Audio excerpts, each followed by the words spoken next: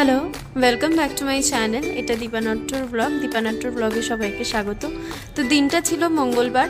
আমরা সবাই চলে গিয়েছিলাম নাগের বাজারের একটা দোকানে একটু চা খেতে। সেখানে চাটা খুব ভালো, মালাই চা আমরা সবাই খুব খেতে ভালোবাসি।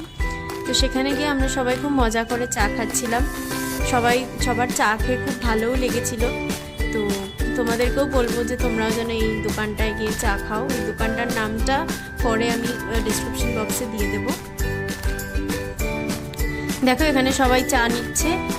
এই চা হচ্ছে আমার পিসি, আমি পুষি বলে ডাকি। তার পাশে হচ্ছে সুনিতা দিদি চামচ দিয়ে চা খাচ্ছে। এটা হচ্ছে দেবু কাকু,